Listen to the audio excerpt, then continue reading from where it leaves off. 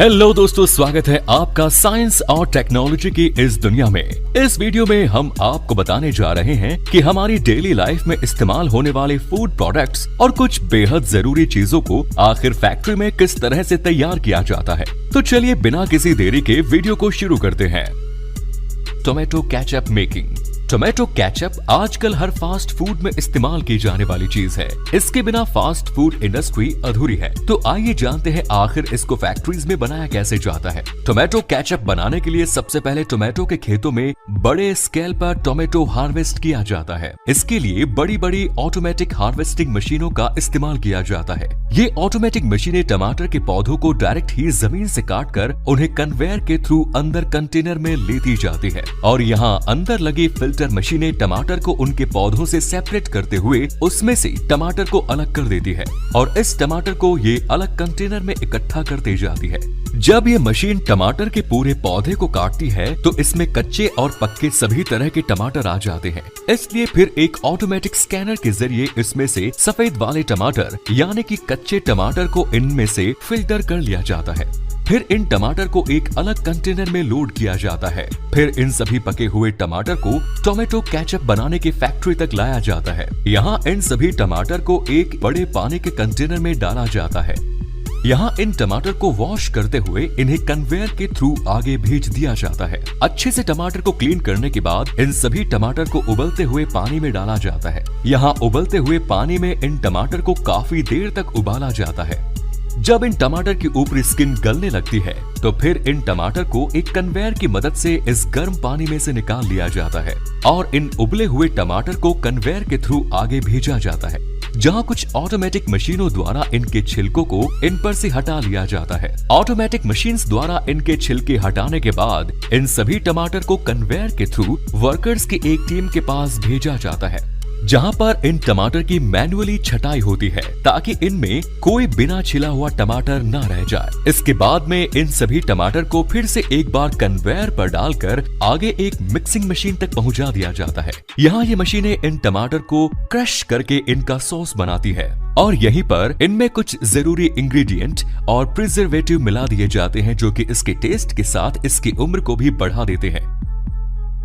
Next is sugar making process. Sugar making process. Sugar बनाने के लिए सबसे पहले खेतों में से गन्ने को काटा जाता है और फिर इन्हें ट्रकों में लोड करके शुगर मिल तक लाया जाता है। फिर इन गन्नों को एक कटिंग मशीन के नीचे रखा जाता है, जहां इन गन्नों को छोटे छोटे टुकड़ों में काट दिया जाता है। फिर इन टुकड़ों को पानी के कंटेनर में डालकर धोया जाता है। अच्छी तरह से धोने के बाद इन गन्ने को एक क्रशिंग मशीन से गुजारा जाता है। यहाँ ये मशीन इन गन्नों को क्रश करते हुए छोटे छोटे टुकड़ों में बदल देती है। इसके बाद आप देख सकते हैं कि यह गन्ना बिल्कुल पतले पतले रेशों में कन्वर्ट हो जाता है।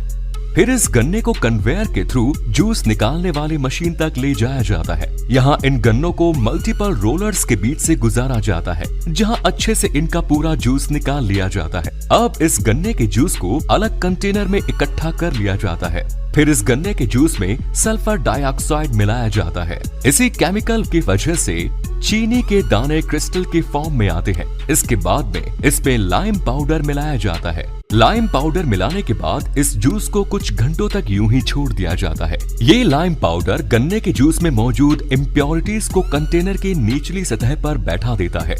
फिर ऊपर बचे इस शुद्ध जूस को आगे इवेपोरेटर में भेजा जाता है, जहां इसे काफी हाई टेम्परेचर पर गर्म किया जाता है, जिससे इसका पानी वेपोराइज हो जाता है और इसमें सिर्फ शुगर का प्योर सिरप बचता है। धीरे धीरे ये सिरप गाढ़ा होते जाता है और इसमें चीनी के क्रिस्टल्स बनने लगते हैं। फिर इस सिरप को स्टीम से गर्म किया जाता है, जिससे इसका बचा कुचा मॉइस्चर हट जाता है और ये चीनी के क्रिस्टल इसके कंटेनर के दीवार के ऊपर चिपक के जाते हैं। फिर इन चीनी के दानों को पानी के प्रेशर की मदद से वॉश किया जाता है, जिससे ये व्हाइट क्रिस्टल की फॉर्म में आ जाते हैं। फिर ये चीनी बनकर पूरी तरह से तैयार हो जाती है। फिर चीनी के दानों को अलग अलग छोटी बड़ी छलनी से छान लिया जाता है और इस तरह से इसमें से 2-3 अलग अलग साइज के दाने वाली चीनी तैयार हो जाती है और इसमें सबसे बारीक वाला पार्ट शुगर पाउडर बन जाता है। इसके बाद इस चीनी को बड़े बड़े कंटेनर्स में पैक करके मार्केट के लिए भेज दिया जाता है। Next is jaggery making.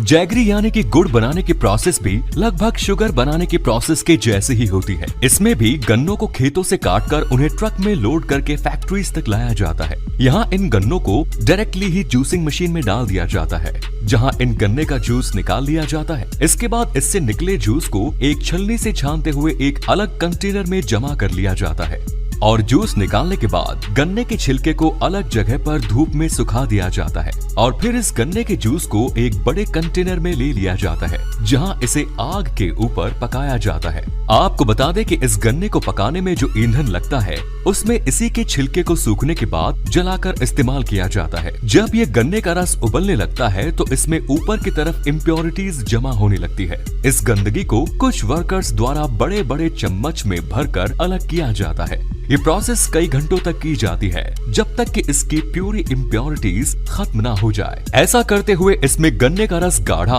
और शुद्ध होते जाता है। फिर इसे बचे हुए शुद्ध गन्ने के रस में थोड़ा सा बेकिंग सोडा मिलाया जाता है। बेकिंग सोडा के साथ इसे पकाने से इसकी कंसिस्टेंसी गाढ़ी होती जाती है। ऐसे ही कुछ देर पकाने के बाद जब इसकी कंसिस्टेंसी बिल्कुल सही हो जाती है तो फिर इसे कुछ घंटों तक यूं ही ठंडा होने के लिए छोड़ दिया जाता है। इसके बाद ये गुड़ बनकर तैयार हो जाता है। फिर इसे अलग कंटेनर में ले लिया जाता है। अलग कंटेनर में लेने के बाद इस लिक्विड को अलग अलग शेप और साइज के कंटेनर्स में भर दिया जाता है। इस तरह से इस सारे गुड़ को इन छोटे छोटे बर्तन में जमा कर दिया जाता है और फिर इन बर्तनों में इस गुड़ के ठंडा हो जाने के बाद इन्हें अलग कर लिया जाता है, जिसके बाद ये गुड़ मार्केट में भेजने के लिए पूरी तरह से तैयार हो जाता है। Next is Honey extraction process. शहद बनाने के लिए सबसे पहले सही जगह का चुनाव किया जाता है। ये जगह फूलों या फसलों के बड़े बड़े खेतों के आसपास होती है। यहाँ सबसे पहले शहद के कई सारे बॉक्सेस को रख दिया जाता है। इन बॉक्स के अंदर कई सारे मधुमक्खी के आर्टिफिशियल छत्ते होते हैं। फिर इन खाली छत्तों में पालतू मधुमक्खियों को छोड़ दिया जाता है। ये मधुमक्खियाँ आसपास के फूलों से रस को लेकर इनमें इकट्ठा करती जाती है। कुछ दिनों बाद मधुमक्खियों के इन बॉक्सेस को खोलकर चेक किया जाता है। जब इनमें शहद अच्छी मात्रा में भर जाता है तो फिर इन छत्तों को इन बॉक्सेस से एक एक करके निकाला जाता है और इस पर से मधुमक्खियों को हटाया जाता है। इसके बाद इन छत्तों को डायरेक्टली ही शहद निकालने वाली जगह पर ले जाया जाता है। यहाँ सबसे पहले मधुमक्खी के छत्ते को एक मशीन के ऊपर रखा जाता है और यहाँ इनके छत्तों के ऊपर वाले ढक्कन को हटा दिया जाता है ताकि शहद को इनमें से निकालना आसान हो जाए। आप देख सकते हैं किस तरह से इनके ऊपर की ओपनिंग को हटाया जा रहा है। इसके बाद सभी छत्तों को एक एक्सट्रैक्टिंग मशीन में डाला जाता है। ये एक रोटेटिंग मशीन होती है जिसके अंदर इन छत्तों को डालकर गोल गोल घुमाया जाता है। इस तरह से इन छत्तों को घुमाने से इनमें मौजूद शहद इसमें से निकलने लगता है। शहद निकालने के बाद जब ये छत्ते खाली हो जाते हैं तो इन्हें हटाकर उनकी जगह वापस से एक आर्टिफिशियल छत्ता लगा दिया जाता है और फिर इन्हें वापस से मधुमक्खियों के बॉक्स में डाल दिया जाता है। इस तरह से मधुमक्खी पालन से काफी जल्दी और ज्यादा क्वांटिटी में शहद को प्राप्त कर लिया जाता है और फिर इकट्ठा हुए इस शहद को ऑटोमेटिक मशीन के जरिए अलग अलग साइज के कांच के जार में भरकर मार्केट में भेज दिया जाता है। तो आप सभी को इन फूड प्रोसेसिंग मशीनों के द्वारा इन प्रोडक्ट को बनता देखकर कैसा लगा, अपने विचार कमेंट बॉक्स में जरूर दीजिए। अगर आपको ये वीडियो पसंद आया तो प्लीज लाइक और शेयर करना ना भूलें। ऐसे ही इंटरेस्टिंग नॉलेज से भरे और वीडियोस के लिए हमारे चैनल को सब्सक्राइब जरूर करें। धन्यवाद।